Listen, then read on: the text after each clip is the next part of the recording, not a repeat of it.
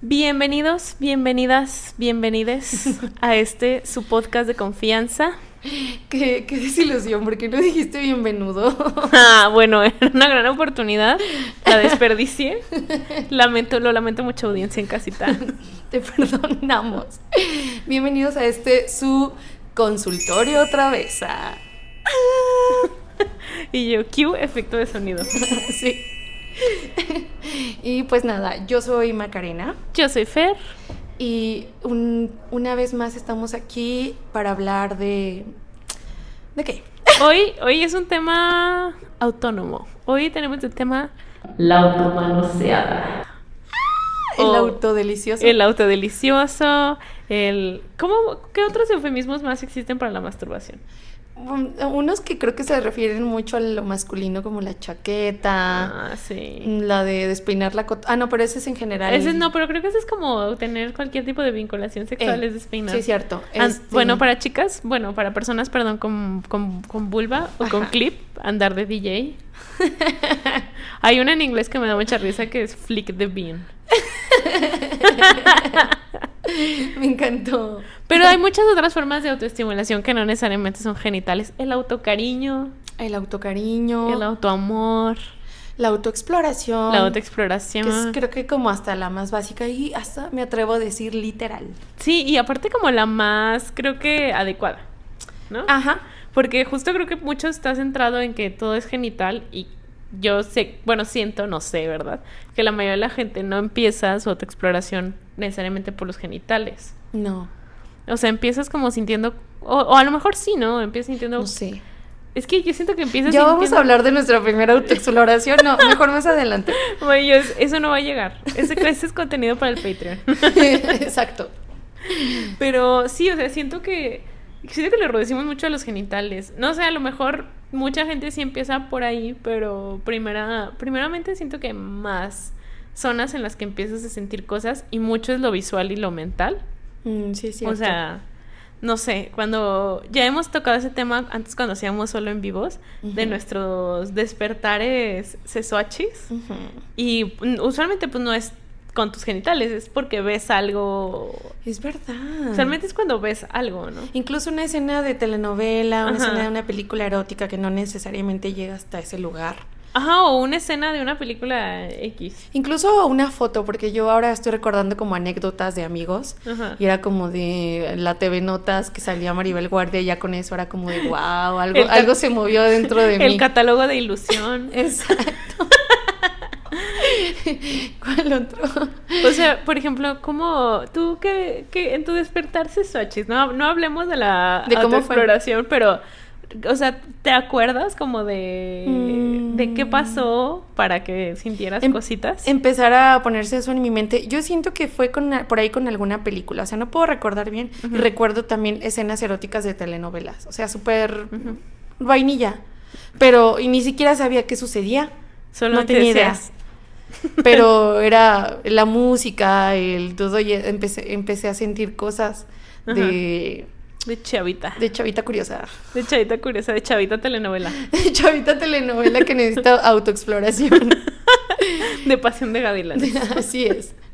Fíjate que yo con las novelas, como siempre las veía de que con mis tías, bueno, con alguna tía o con mi abuela, no eran como algo así para mí. Me acuerdo, yo sí fui de que...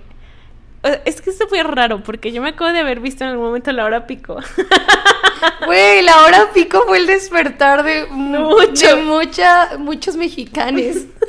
Me acuerdo de ver La Hora Pico y ver a las muchachas que salen en La Hora Pico. A Sabrina nadie se aprendió los otros nombres. No, hombre, Sabrina y las otras dos. Pero yo me acuerdo que yo decía así de que, o sea, yo entendía que ellas eran como, que eso era sexy, o sea, no era que me produjera algo, específicamente, pero yo entendía que eso era como la sensualidad, ¿no? Fíjate cómo desde ahí nos adoctrinan. Sí. Qué fuerte. Pero yo creo que, para quien no sepa esta historia de mí y esta historia de mi lore, me da mucha risa. Mi despertar sesuachis no fue con un ser humano. Fue con el Rayo McQueen. ¡Ay, no! ¡Otra vez! si usted está aquí desde hace mucho Sí. tiempo, sabrá que por ahí hay un en vivo donde Fernanda nos cuenta varios secretos sobre ella y Rayo McQueen. Rayo McQueen, mi amor, mi novio. Aparte, ¿sabes qué? Crecer que ya con el internet y TikTok fue darme cuenta que no fui la única. Que hay muchas que nos gusta el Rayo McQueen. Me siento escuchada y acompañada y no juzgada. Yo te juzgo. Ay, Pero, o sea, ¿qué le ven a Rayo McQueen? sí, yo me acuerdo claramente entrar al cine a ver Cars, ¿no? Aparte creo que la fui a ver con mis compañeros Con una de blusita. de la secundaria o la primaria, no sé. no sé. Creo que ya estamos en la secundaria. No, No, en la primaria. No, tu era en la generación, primaria. Porque yo recuerdo que yo ya casi, pues, ahí. pasaba. Sí, estábamos como en finales de la primaria. Ujú. Es que mira, yo he sido una niña como despiertilla. Entonces yo me acuerdo también de entrar a la primaria Se y ver sabe. ver al niño que me gustaba y yo... Pero era como algo más como una obsesión. Yo estaba loca. Otro Lord Drop, en mis fotos de las generaciones de la primaria que Ajá. te entregaban, yo le dibujaba corazoncitos al niño que me gustaba. Hasta mi mamá me regañaba que porque yo la rayaba, pero me acuerdo que sí tenía como esta obsesión con el ser amado, ¿no? Pero así un despertar físico lo sentí justo entrando al cine. Me acuerdo de las primeras escenas de la película porque empieza como con un monólogo del Rayo McQueen así de que soy velocidad, soy no sé qué. Uy. Y yo por alguna razón sentía que mi corazón se aceleraba y sentía mucho calor y me sentía hasta incómoda porque yo decía así de que ¿qué es esto que estoy sintiendo? Y luego, conforme avanzaba la película y veía su personalidad así como coquetona y tal, yo decía así de que wow, o sea, Qué increíble. amo este auto. Amo este auto de formas físicas que aún no me puedo explicar. ¿Qué es? ¿Es un Ferrari? No sé, no, según es un auto Está de la inspirado. NASCAR, ¿no? Ah. Sí, ¿no? Ni sé qué raza es mi marido. Ah, Pero, ¿qué raza de auto es mi marido? Pero yo me acuerdo mucho de eso, o sea... ya voy a hacer eso en mi vocabulario. ¿Qué raza de auto? ¿Qué raza de auto es? Sí, pero me acuerdo mucho de sentir como ese despertar físico, de sentir calor, de sentir así como Wow, algo. ¿Te marcó? Me marcó. Y después fue Nick Jonas. Porque también me acuerdo no me acuerdo si fue la película... Hubo una película que tuvo un cover de una canción de esa película. Camp Rock. No, era antes. Ay, ¿cómo se llama esa película? La familia del futuro. Ay, sí, Y tiene estaba bien padre esa película. Sí, y tiene una canción que sale en los Jonas Brothers. Ajá. La de Year 3000. Entonces, Ey. yo me acuerdo que vi el video musical en Disney Channel y yo dije, "Ah, ¿quién es ese chinito?" Y luego, ¿cómo se llama? Bueno, de cabello chino. Y luego me enteré que tenía diabetes y eso también se me hizo como muy joven. Mira, no te juzgo. No te voy a juzgar porque sí, un poco. ¿Qué es lo que se te hizo, O sea, es que era este hombre estás atormentado. cerca de la muerte. Era este hombre atormentado. O sea, yo me acuerdo ya que veía... Una situación profunda, Sí, dramática. Sí. Yo decía, ¿quién es este hombre cristiano que usa anillos de la pureza? ¡Claro! Y que, ¿cómo se llama? Y que tiene Ridículos. diabetes y tiene pelo chino. Y yo me acuerdo que sentía algo físico. O sea, todavía no iniciaba como esa etapa de la autoexploración, pero Ajá. me acuerdo mucho de mi reacción, que era la primera vez que alguien o algo, porque pues el Rayo McQueen es alguien, me gustaba de forma física, que yo sentía una reacción física en mí. ¡Fuerte! Sí, y fue un puberto con diabetes y un auto. Entonces, usted haga sus conclusiones de mí. Con razón. Con razón, muchas cosas. Ahora todo tiene sentido. Sí.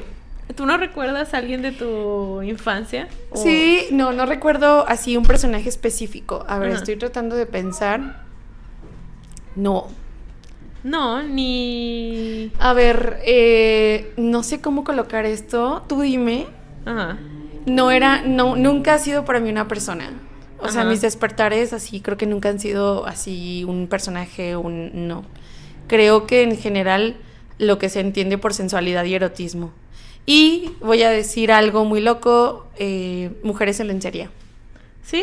Sí, o sea, no sé si es muy gay de mi parte. Y yo... Machuki confirmed. No, pero la neta, y no sé si es como una cosa de querer proyectarme o algo así, no sé, de niña no me acuerdo, pero no, yo no tengo ese despertar así con un personaje o con una figura ni masculina ni masculinizada.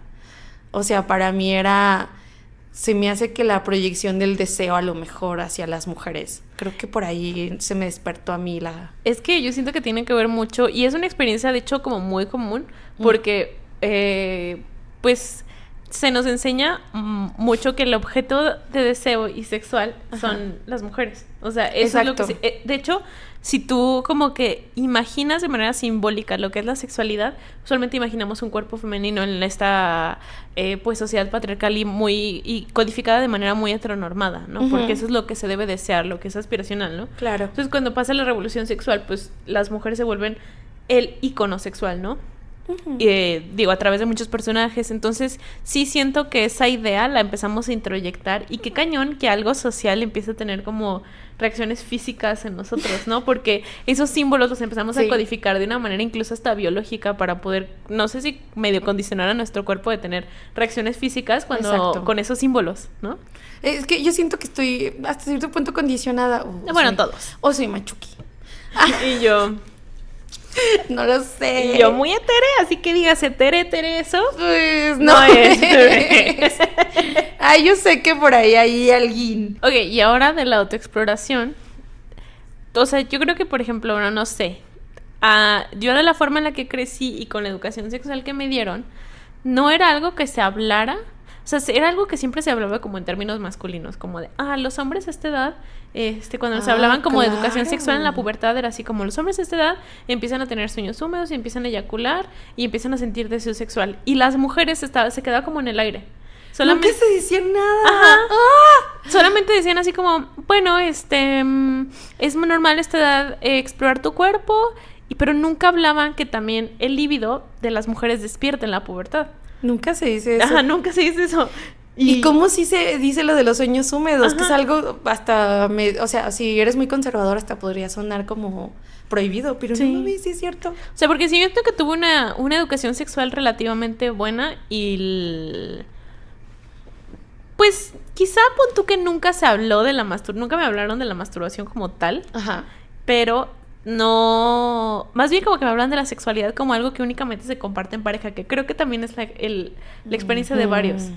Y creo que más a los hombres sí se les habla de la masturbación, porque sí tengo como amigos o personas con las que he platicado de mi edad, que en esta generación pues sí hablan de que no, pues si vas a explorar tu cuerpo, hazlo a puerta cerrada, ten higiene, o sea, sí les hablaban de eso, pero nosotras siento que sí nos dejaban muy en el aire, como que la masturbación femenina no existe, ese es un mito. Ya me enojé, güey, otra vez. Es un mito, son los papás. O sea, porque yo dije, bueno, se quedaron en los sueños húmedos y ya, pero qué coraje que sí les decían hasta incluso un poquito de cómo hacerlo.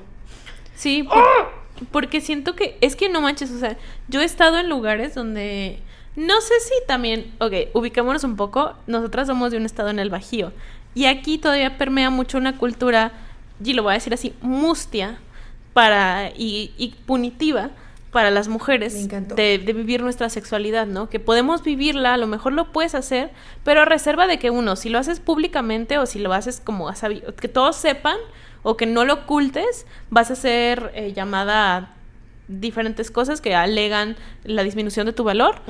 Y en el caso de, o sea, como lo aceptable es quizá vivirla, quizá no vivirla, pero que nadie se entere. O sea, te vemos el domingo en misa. O sea, tiende a ser todavía muy punitiva esa visión sobre la sexualidad femenina. O sea, como que para los hombres, igual en ciertos contextos sí es mal visto, pero hay más permisividad.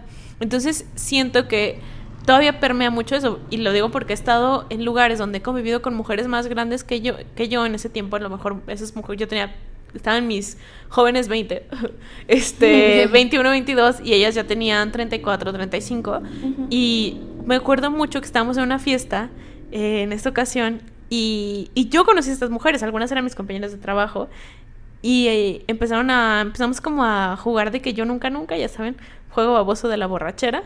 Y empezaba un güey, o sea, un hombre dijo así de que yo nunca me he masturbado.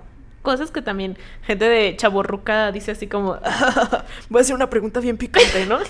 Eso es como, Bueno, es que a lo mejor para arrancar sí dices, yo nunca he robado un chicle. Ajá. Y ya después no, pero era así como, era como su idea de una pregunta picantísima, ¿no? Ay, qué ridículo, pobre perra. Pobre perra. Y me acuerdo que todas de ese, o sea, porque estábamos mujeres más jóvenes y como todos de ese grupo generacional, no. Y yo me acuerdo que yo me ataqué, o sea, digo, no porque, o sea, se me hacía como algo muy antinatural que jamás en tu vida, o sea, no, ya ni de decir así de que cada 3 horas, pero jamás en tu vida te hayas masturbado. ¡Qué fuerte! Ay, qué triste. Sí, o sea, sentí feo en mi corazón. Porque yo dije, claro que, dije, están mintiendo. Claro. 2, dije, si no, qué triste dinámica con tu cuerpo y con tu exploración. Uh-huh. Pero sí siento que, y ya 3 dije, es súper corresponsal o sea, es muy correspondiente al contexto, perdón.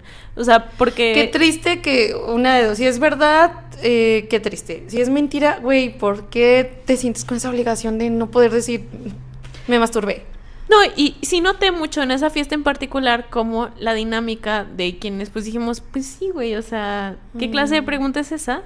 La actitud de esos hombres de edad mayor cambió mucho hacia nosotras. O sea, el trato cambió mucho hacia nosotras, como ya había un innuendo sexual, porque habíamos aceptado convivir más con nuestra sexualidad, había un innuendo sexual de su trato con nosotras. Y dije, ok, entonces también entiendo esa barrera. Sí entiendo por qué una tiene que fingir demencia, pero también al mismo tiempo, si seguimos alimentando y entreteniendo esa narrativa, menos relación sana vamos a poder tener con la autoexploración. O sea, porque incluso siento que eso alimenta esta idea de culpa, ¿no?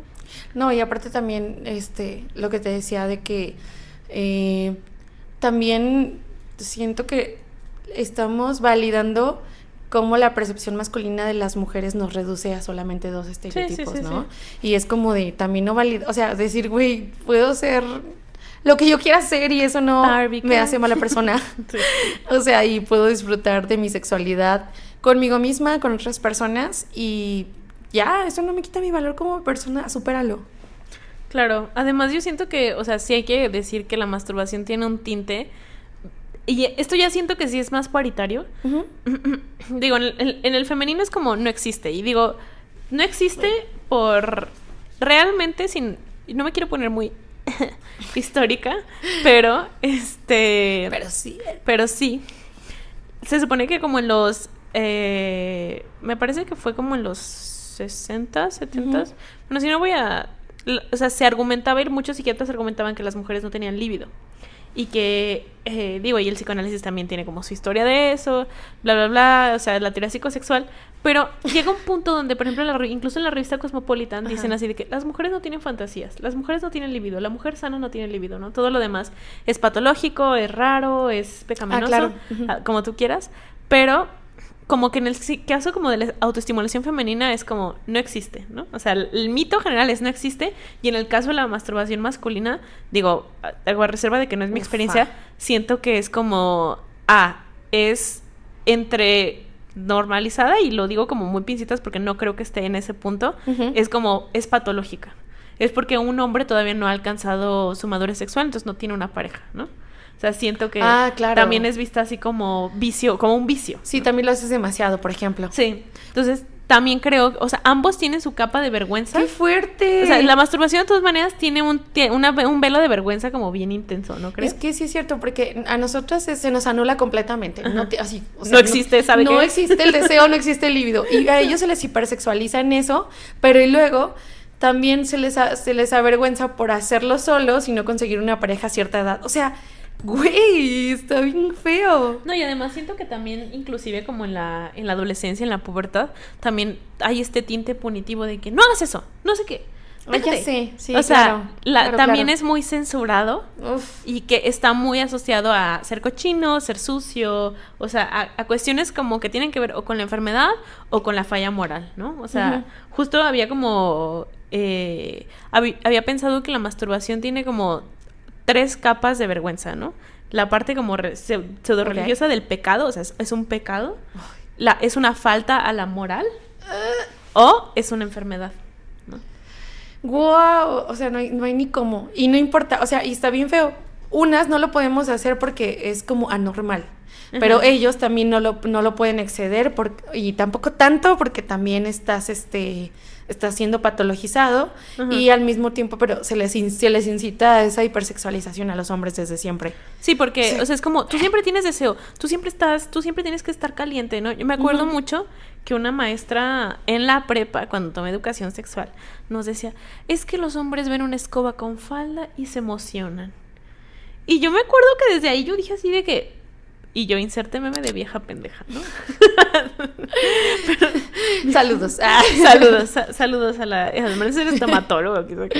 Pero yo además dije, o sea, claro que no. También, digo, lo hablamos en el episodio pasado, es peligrosísimo como seguir entreteniendo esta idea de que los hombres son seres incontrolables porque también los lleva a ser sujetos de mucha violencia sexual y como que hasta cierto punto eso... ay, se me fue la palabra. Da como no diría que necesariamente incentiva la violencia, pero da un campo mucho más abierto simbólicamente de que eso puede pasar, ¿no? No, y yo también hace rato que te decía sobre de que los hombres eran considerados entre ellos fracasados por no ponerla y masturbarse. O sea, también eso es una cultura que alienta muchísima violencia sexual. O sea, es como hasta por validación entre ellos y otros hombres. Ay, no, bueno, ya, en fin, ya. Mira, ya. Siempre acabamos en este tema. Y yo, otra vez la burra al trigo. Pero bueno, siguiendo con nuestro tema en cuestión y no desviándonos como siempre, ¿por qué crees que es importante la masturbación? Pues por autoconocimiento. Ya sé que está muy trillado esa respuesta, pero a final de cuentas, no lo sé, o sea, es como hasta... se me afiguró un ejercicio de poder y de poder y de agencia de tu propio cuerpo, ¿no? De arrebatarlo a las cosas que están en el aire, que son eróticas y que son sensuales y que son placenteras, a que tú misma lo descubras. Sí. Yo también siento que por eso el término de autoexploración está muy chido, porque nos lleva a la idea de que, pues es que es tu cuerpo. O sea, la relación física y sensorial más larga que vas a tener es la que tienes contigo mismo. La única que vas a poder experimentar ahora sí que en tu propio cerebro, la única de la cual vas a poder tener relativo control es la tuya.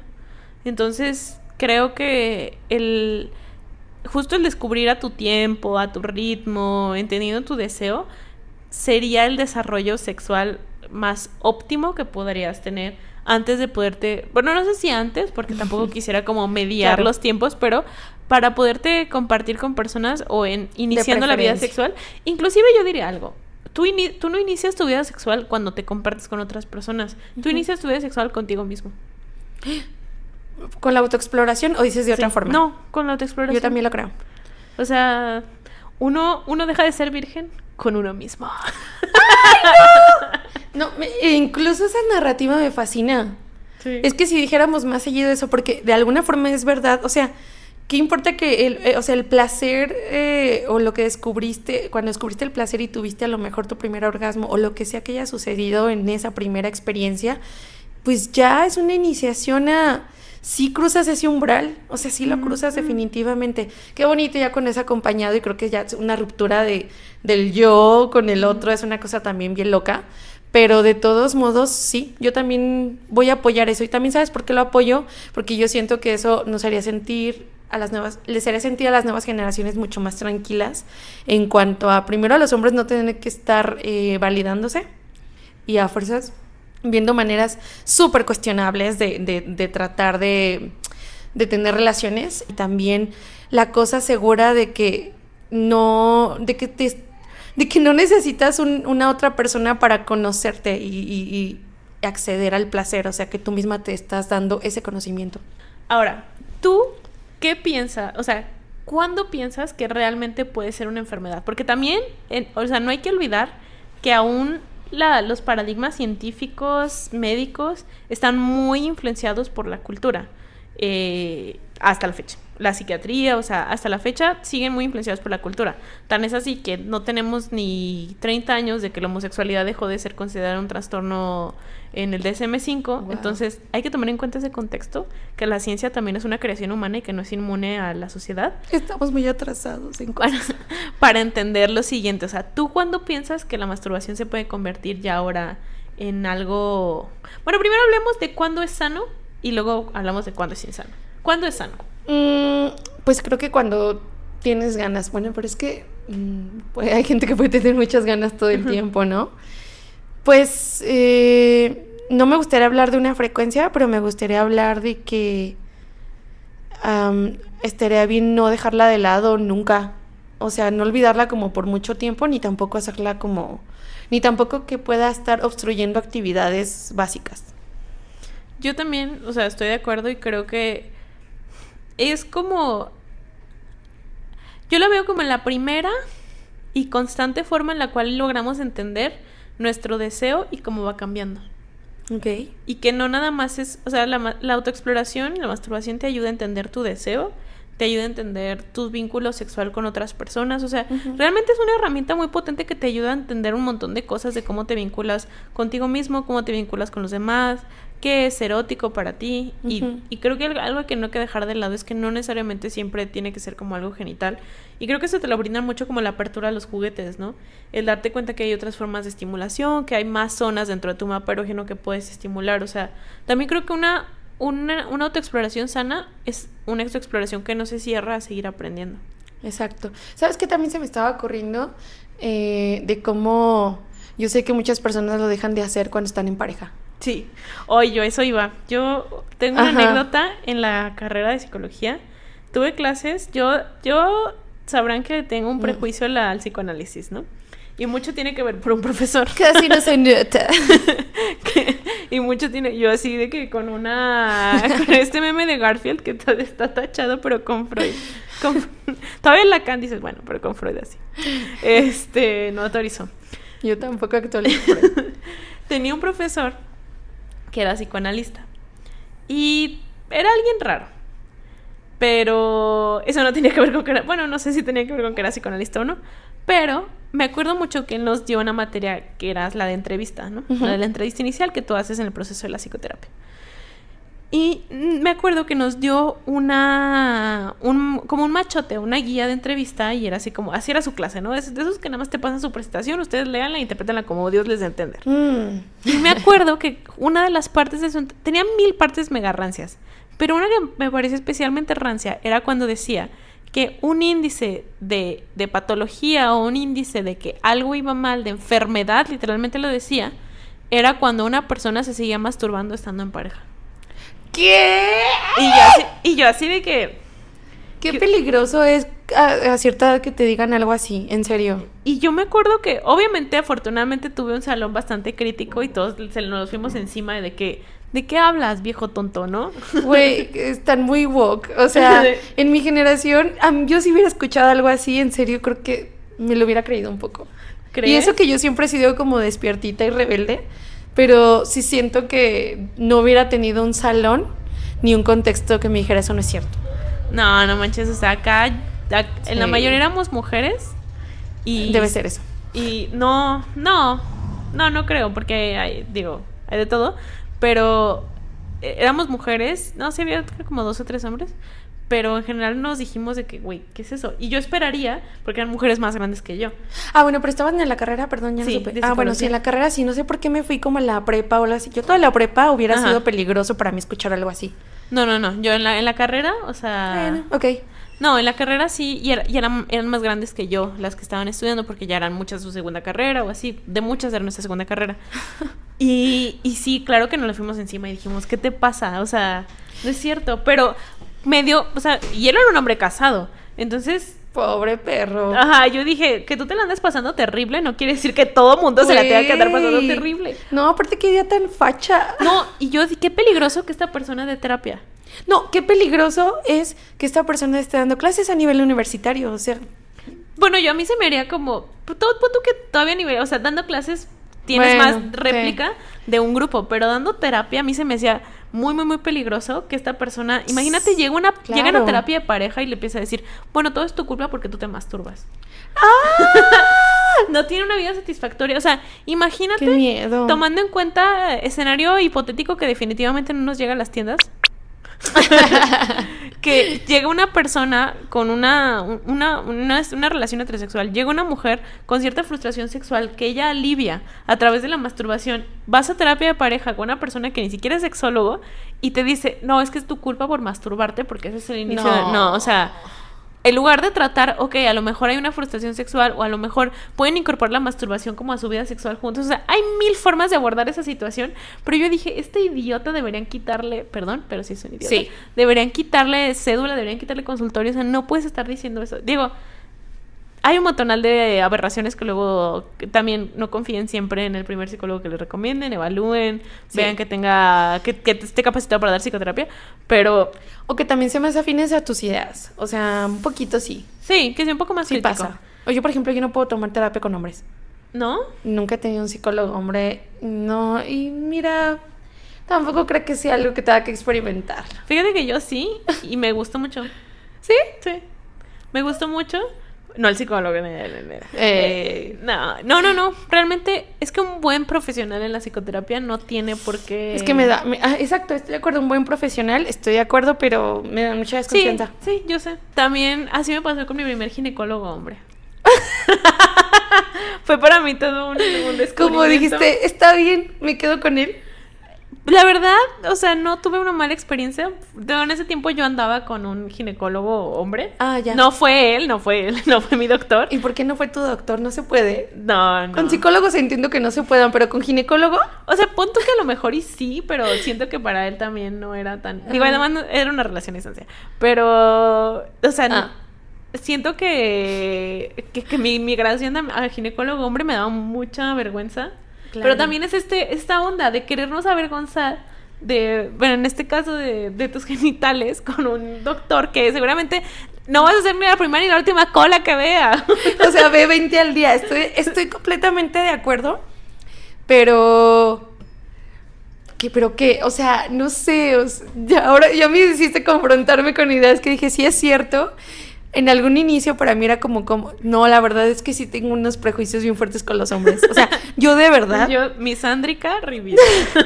Ok, la masturbación sana es esta parte donde nos involucramos con el deseo, entretenemos esta idea de explorar, nos sirve como una herramienta y no es vista como esta parte que obstruye nuestras vidas, ¿no? Creo que muchas veces la masturbación sana, y como hablábamos, la confundimos con una patología o como tiene esa tela, pero realmente, y siento que en general la sexualidad tiende mucho a tener tintes alarmistas, ¿no? Que cualquier cosita que como que es algo peligroso, es delicado como una bomba, ¿no? Y que cualquier cosita, es una enfermedad, es una falla moral, es un pecado, o sea, tiene que ser como tan vigilada y tiene que ser como tan analizada que cualquier cosita que se salga de la norma, y lo hemos hablado con el BDSM, lo hemos hablado con un montón de prácticas, es automáticamente algo enfermo. Pues vamos a hablar de cuáles realmente son las características o las banderas rojas de la masturbación como algo problemático, porque también hay como una discusión en la sexología de que realmente, o sea, que si realmente existe el trastorno de hipersexualidad.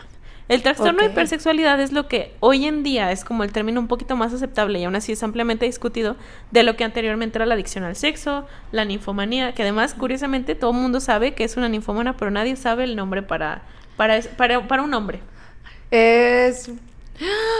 Yo sí me lo sabía. No, pero no me acuerdo. Sátiro. Es sátiro, pero la mayoría de la gente ubica la adicción sexual en las mujeres porque como las mujeres no tienen deseo sexual, cualquier expresión era ninfómana. Era ninfómana y nadie ubica el de los hombres porque pues en ellos es un poquito más normalizado, ¿no? Pero ya hoy en día incluso se discute si realmente existe el trastorno de hipersexualidad o si solamente es algo cultural que la psiquiatría o diversas ciencias médicas han logrado como medir y mediar, porque realmente inclusive no hay tantos datos para hablar de un trastorno de, o sea, no quiero refrasear esto porque no quisiera que se tome el clip y ya me conteste Mr. Doctor. Ojalá sí. Que me diga, eres una estúpida. Y yo, sí. Sí, te quiero. Sí, besitos. Gracias por ver mis videos. Gracias por ver mis videos. No, pero justamente hay como este debate acerca de si el trastorno de hipersexualidad se debe seguir manteniendo como un diagnóstico como tal. ¿Por qué?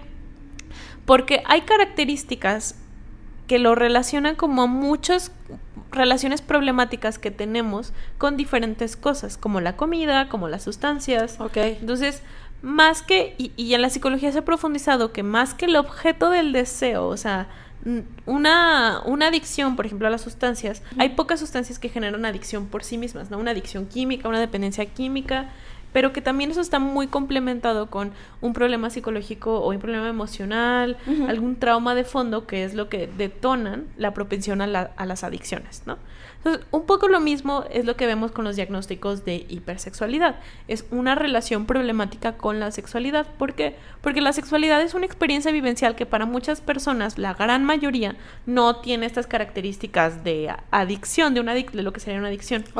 Entonces, más que una adicción al sexo, hablamos como de hay propuestas que hablan de una relación problemática o de conductas problemáticas respecto a la sexualidad, así como hablamos de consumo problemático de sustancias, ¿no? Porque hay personas que consumen sustancias. De hecho, justo en el reporte, creo que en el de la OMS, menos del 90% de las personas tienen un consumo problemático de sustancias. O sea, solamente ese porcentaje, bueno, es lo que acuña este consumo problemático. Igual, me supongo que la verdad no conozco la estadística, si no la pongo aquí. La mayoría de las personas tienen una relación relativamente normal, y yo pondría normal entre comillas. Yo también. Pero no problemática, o no en estos términos de adicción con la sexualidad. Entonces, por eso hablamos más de una relación problemática que de un trastorno de hipersexualidad. ¿Y por qué se habla de esta forma? Porque la hipersexualidad todavía tiene una connotación muy sociocultural, porque habla de un nivel de deseo que está bien y un nivel de deseo que está mal. Sí, yo también estaba pensando que hasta frecuencia, tiempo y cosas que son muy problemáticas. Y no, en realidad es... cuando hablamos, por ejemplo, de una relación problemática, hablamos de ciertas banderas rojas. La primera es que sea algo compulsivo o que signifique la pérdida de control. Que sea algo que ya justo tanto mi deseo ya no sea algo que disfrute, sino sea algo que toma hasta cierto control de mí.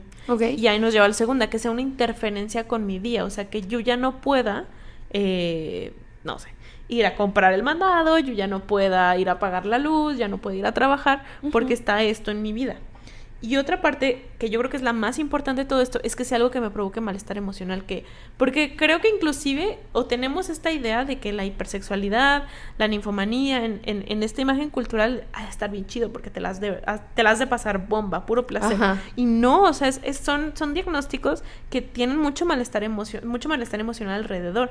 Y lo comparo mucho con la adicción a sustancias, no porque sean iguales, pero porque comparten como ciertas características de la conducta, en el sentido de que una persona con adicciones no se le está pasando bien. O sea, en muchas ocasiones no se le está pasando bien su adicción. Toma control de ellos, interfiere con su vida diaria, desequilibra sus hormonas, sus relaciones.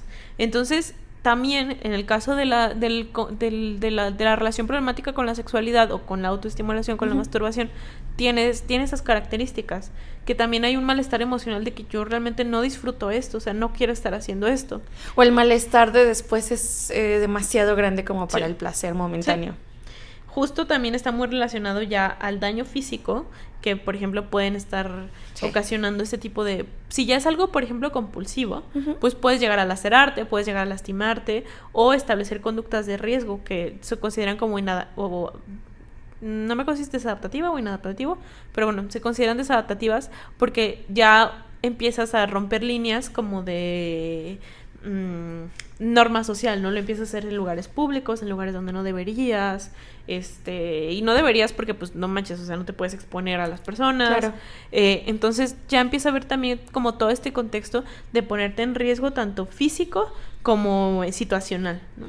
Sí, entonces, o el hecho de dejar cosas que tienes que hacer para masturbarte, por ejemplo, ¿no? De que estás en el trabajo y te tienes que ir a fuerzas al baño, de que dejas de comer, de que dejas de estar con amigos o con tu compañera o lo que sea. Sí, que ya no puedes mantener una relación, por ejemplo, con otra persona porque no puedes controlar.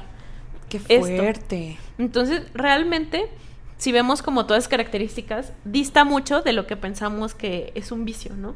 Una persona que tuviera un libido muy alto, que tuviera una relación de autoestimulación, muy alta consigo mismo, pues no es una persona que necesariamente tenga un trastorno de hipersexualidad o un consumo problemático, una relación problemática con su masturbación, ¿no? O sea, sí es muy, muy, muy distinto. Claro, no manches. O sea, y por ejemplo, ¿cómo se llega a esa situación? ¿Por qué? Pues hay muchas cuestiones. La palabra favorita de los psicólogos, depende. Hay muchas cuestiones que te pueden llevar a eso. O sea, una puede ser directamente el trauma sexual, o sea, vivir algún resultado de algún abuso. Realmente cuestiones emocionales diversas, hasta el duelo, o sea, porque muchas veces como que este tipo de subidones de placer o este subidones de endorfinas son maneras como de... No me gusta la palabra evasión porque no creo que una persona esté buscando evadir, sino como de escapar del dolor. Ok. Porque de repente siento que tenemos también como una visión muy punitiva cultural de que no, pues es que no puedes escapar del dolor, tienes que vivir el dolor, o sea, sí, claro. O sea, no manches, no le puedes pedir a las personas que verdaderamente están viviendo un infierno que se aguanten, o sea, y que no busquen mecanismos para poder lidiar con ello, aunque no para transitar ese dolor. Y no por justificar los mecanismos que son problemáticos, o sea, no se trata de eso, pero no puedes decirle así como de, pues nada más aguántate y ya, o sea, no. Pues transita el dolor. Transítalo. Se va a convertir en podcast de white chicas. Así de que, pues claro, güey, o sea, no querer sufrir es de nacos. Es que tienes que ir a lo profundo y tienes transitar el dolor, aguantar el putazo. Te tienes que levantar a las 6 de la mañana y bañarte con agua fría. A las 5, ¿eh? No, a las 4. Yo he visto unas que hasta las 4. Ay, ¿qué les pasa? Ay, mi frase, pobres perras. Ay, pues qué fácil cuando ya es, o sea, qué fácil es transitar como ciertos sacrificios cuando muchas cosas están tan fáciles y tan resueltas. O sea, creo que es fácil decir, ay, sí, me levanto a las 4. Pero bueno. Pero sí, justo creo que obviamente ya la idea que tenemos sobre la relación problemática con la sexualidad ya es muy distinta a lo que realmente es vivir una patología. O sea, lo que realmente es vivir, más bien, la relación problemática que se puede tener con la masturbación sí es muy distinto a lo que culturalmente pensamos que es. Porque pensamos que, no sé, una persona que se autoestimula a diario y lo hace por gusto y lo hace en su rato libre, antes de dormir. O sea, no es una persona que tenga un problema. Hipersexualidad, o sea, que tenga un trastorno de hipersexualidad o que tenga una relación problemática. O sea, no. Claro.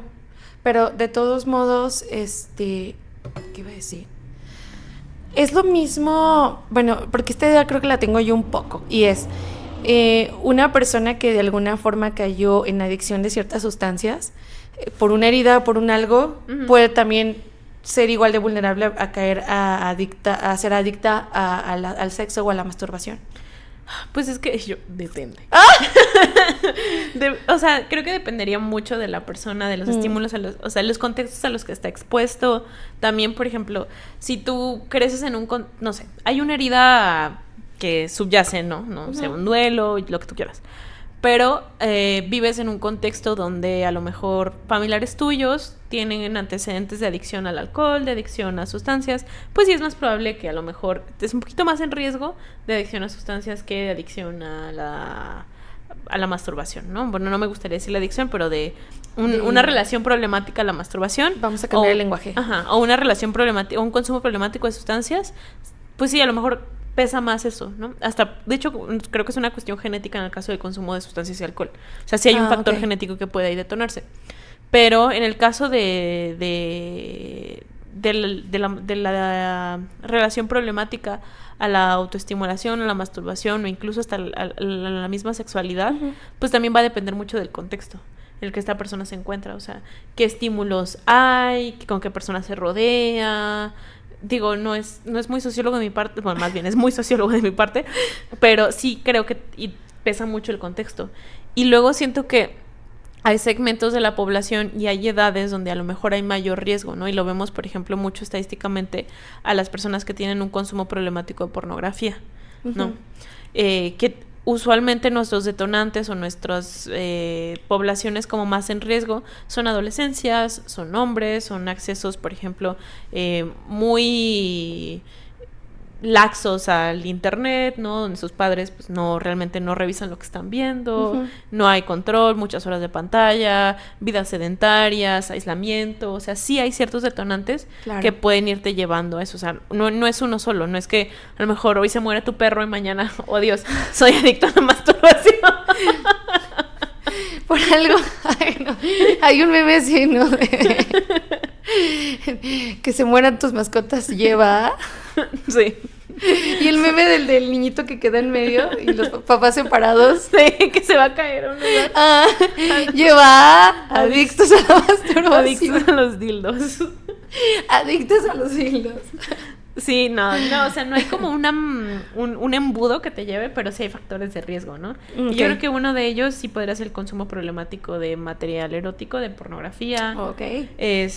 Igual, no hablamos de que es lo mismo, creo. Por eso importa cambiar el lenguaje de que el problema no es la masturbación, el problema no es la pornografía, el problema es nuestros consumos problemáticos.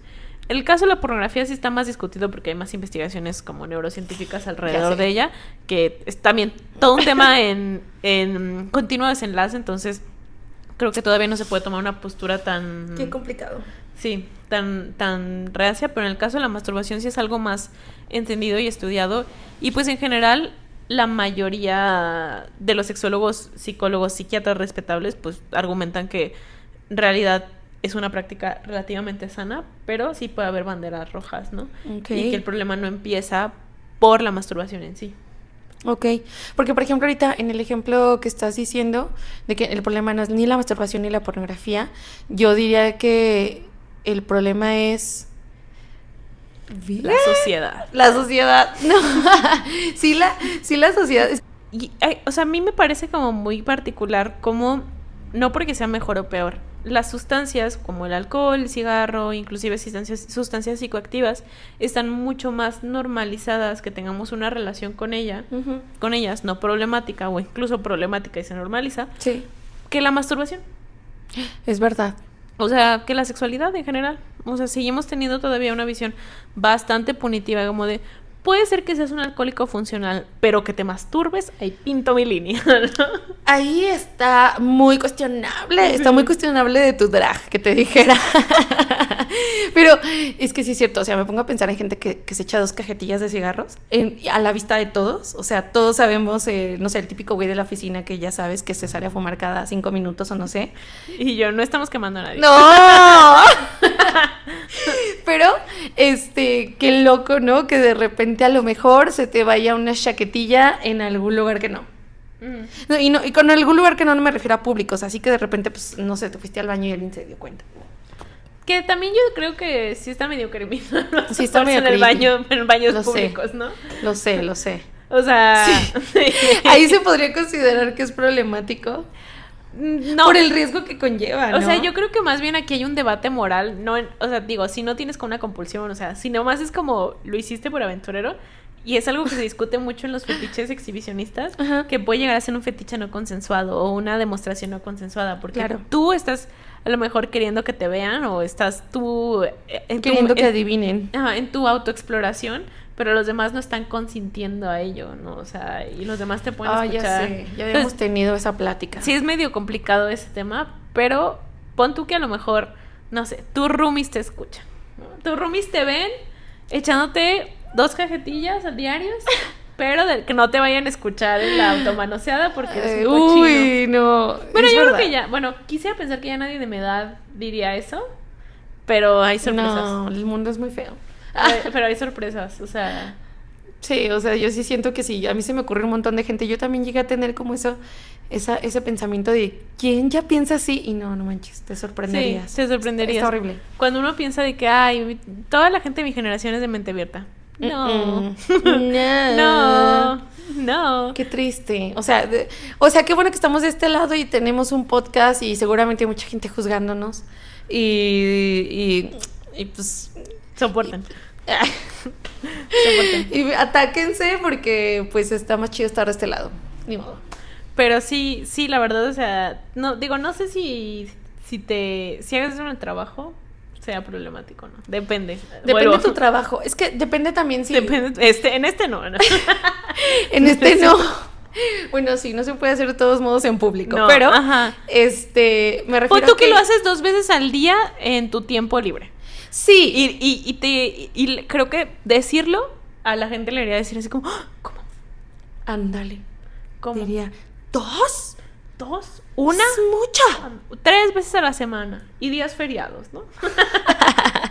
No, como, no sé si sabías que el hombre que inventó Kellogg's, Ajá. el cereal, era un tratamiento para evitar la masturbación. ¿Cómo? Cállate. ¿Cómo?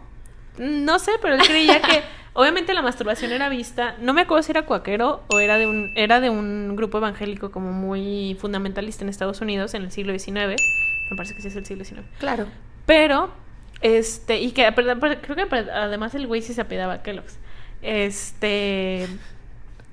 Si no me estoy equivocando en algo, yo en postproducción. No, Quaker es otro. Esos son los cuáqueros, de verdad. Pero este güey tenía esta idea de que la masturbación, pues, no nada más era este pecado, sino que también era una falla moral, ¿no? Entonces, para rehabilitar y para alejar del pecado, había como esta idea de que se puede hacer a través de la dieta. Entonces, una dieta rica en ciertos alimentos, supongo que harinas y trigo y tal, podía... Cosas que en la época se consideraban saludables porque ahorita somos los amantes de la proteína. Ajá. Podía generar que el pecado, que este pensamiento disminuyera. ¡Ay, llora!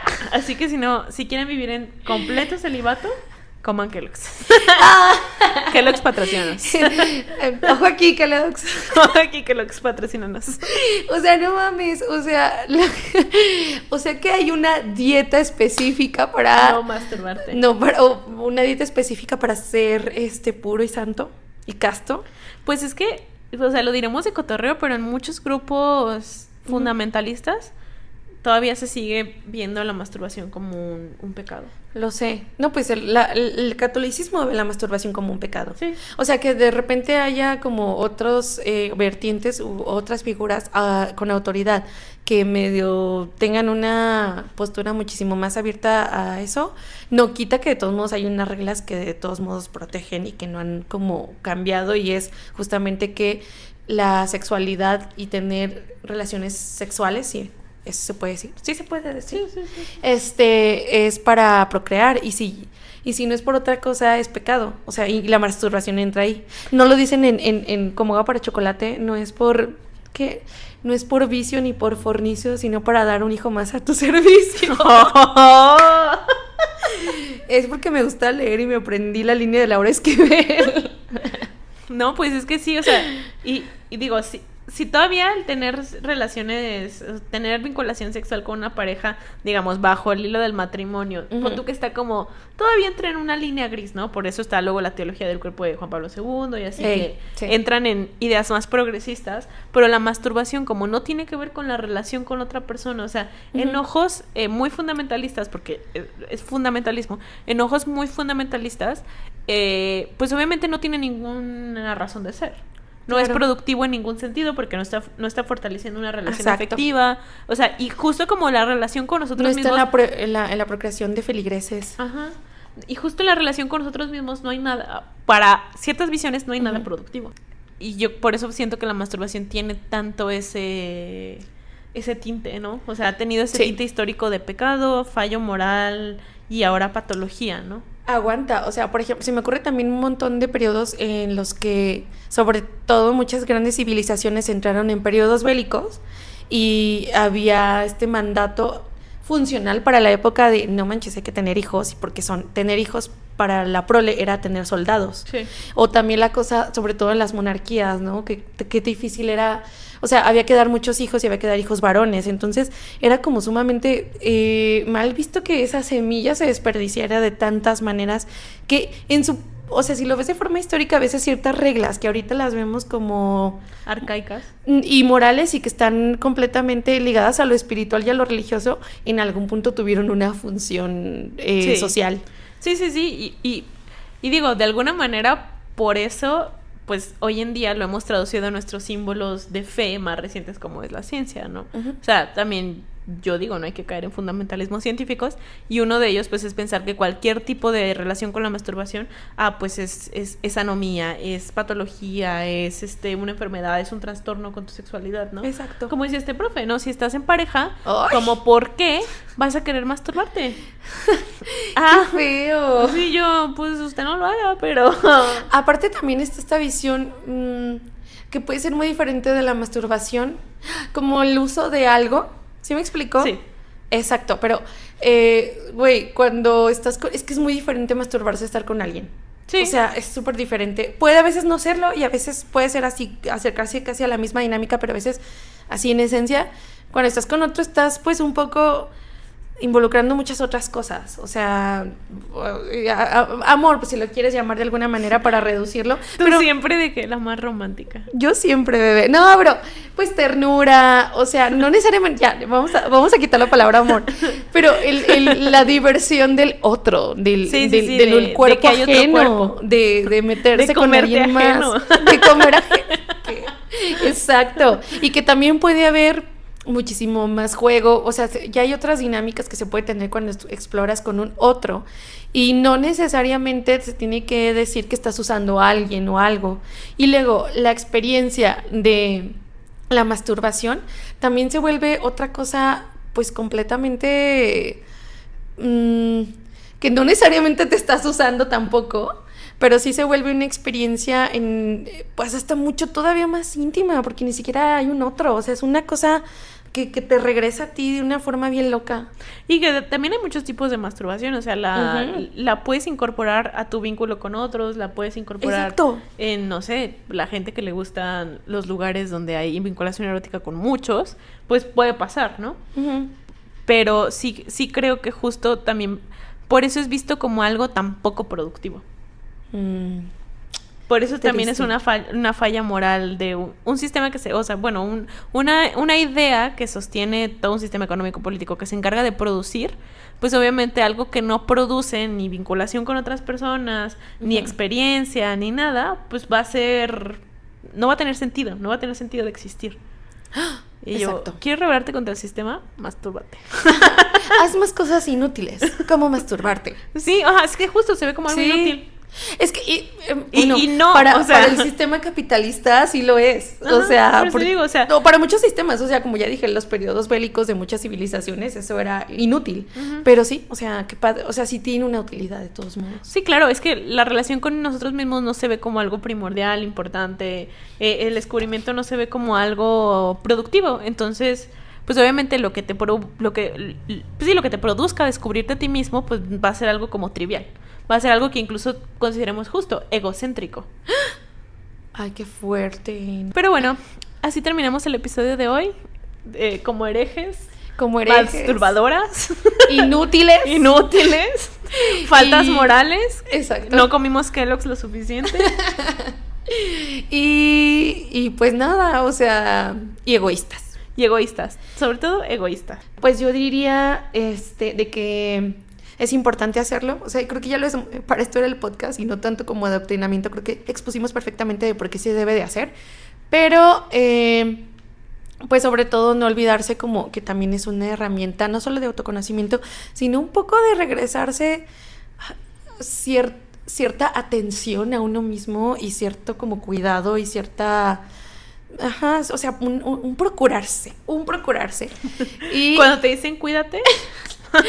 y obviamente que cuídate. Y que también está bien chido que no restringe el uso de muchos accesorios que están como en la cultura general destinados a usarse en pareja. O sea, como por ejemplo el ritual de ponerse uno misma lencería y para sí misma y masturbarse. El ritual también de comprarse un juguete, no sé, unas velas aromáticas, ciertos accesorios, y no lo digo tanto para que vengan y compren en Travesa, o sea, sí también, pero que puede ser de formas súper lúdicas y divertidas, aunque sea solo con una misma. Claro, o sea, creo que el hecho de que tengamos la capacidad y que hoy en día exista, que digo, no entramos en ese tema, pero que también por mucho tiempo los juguetes se llamaban para mujeres consoladores, porque te consolaban de no tener una relación con una pareja. qué bueno que hoy en día ya no decimos eso. Y si lo dicen, tápense la boca. Tache. Si lo dicen, no hablen. No, pero justo ya ahora hablamos como de la sexualidad como algo lúdico. Y sí creo que eso es algo bien padre. El que ya ahora entendamos que el jugar o el tener un juguete con otra persona, con uno mismo, nos sirve para cultivar una relación y que es importante. O sea, el juego, el disfrute, el placer son importantes. Y es algo que yo luego digo mucho como hablando de sexología. El placer es algo que nace para la supervivencia de los seres humanos. Entonces el placer, más allá de ser una necesidad biológica, es algo que nos mantiene vivos. Por eso es importante seguirlo manteniendo y seguirlo procurando en nuestras vidas. El autoplacer es algo que, digo, de todas las especies de mamíferos que existen, muy pocas tenemos eso. Hay que aprovecharlo. Exacto. Y creo que nos acerca más a justo a descubrir quiénes somos en nuestro ser erótico. Nos acerca mucho a cómo nos gustaría relacionarnos con otros y simplemente a disfrutar, porque disfrutar es parte de la salud mental, es parte de la salud sexual. El placer es salud sexual, ¿no? Porque tú podrás tener una vida sexual muy pulcra, lo que tú quieras, pero si no la estás disfrutando, ahí sí carece de sentido, ¿no?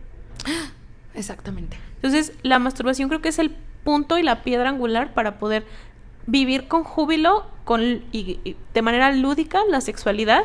Y sobre todo de manera expansiva, ¿no? Que hay muchas formas de sentir placer. No siempre es genital. Justo la autoexploración nos invita a explorar todo lo que podamos de nuestro cuerpo, lo que queramos de nuestro cuerpo, en los contextos que queramos y aprender muchísimas cosas que podemos incorporar a ello, ¿no? Exacto. Pues, así que ya saben, después de aquí, a manosearse. A meterle menos. O lo que quieran. Sí, o sea, ahí como tenemos nuestro capítulo anterior de la electricidad. Pueden darse toques. Meterle mano, meterse toques, meterle ahorcada, lo que usted quiera. Sí. Pero sí. No sé si soy. Sí, es algo que pasa mucho de que la asfixia erótica con un cinturón. Y sí he visto que por eso también está el cinturón, sí es cierto. O sea que ajá. El cinturón padre. Y a la vez la manilla. Entonces. Por qué bonito que hay una tecnología ya ahora pues, destinada a hacer esas cosas en solo y con compañía y con mucha gente también. Claro. Así que ya sabe, hoy a practicar. A practicar el gozo y el goofy. A practicar el gozo y el júbilo. Muy bien. Como decía una maestra que quiero mucho, desde el gozo. Desde el gozo. Muy bien, chicas. Pues entonces, chiques.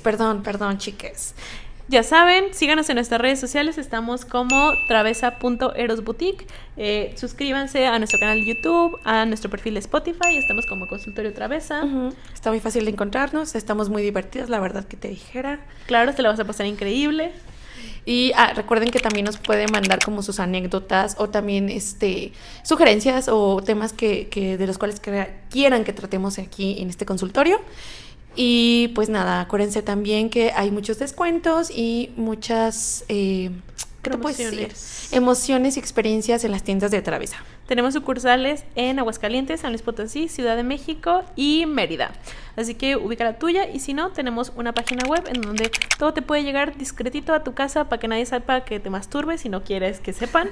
Si quieres que sepan y no te importa, pues ahí te ponemos lo que es, ¿no? En la caja. Así, una foto. Una foto de que... Le pones ahí que me llegue explícitamente. Y te complacemos. Quiero que el repartidor anuncie lo que me está entregando. Ya llegó su dildo. Para la señorita, un fuete eléctrico.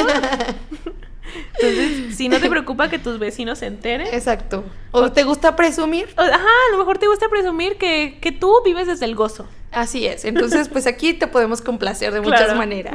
Claro que sí. Inclusive si vienes a la tienda te puedes tomar foto así como los hombres se toman foto con lo que pescan, así con tu juguete. Ay, me encantó. Hay que hacernos una sesión. Sí, güey. Claro, obvio. Muy bien. Entonces, Ok. Nos vemos. Bye.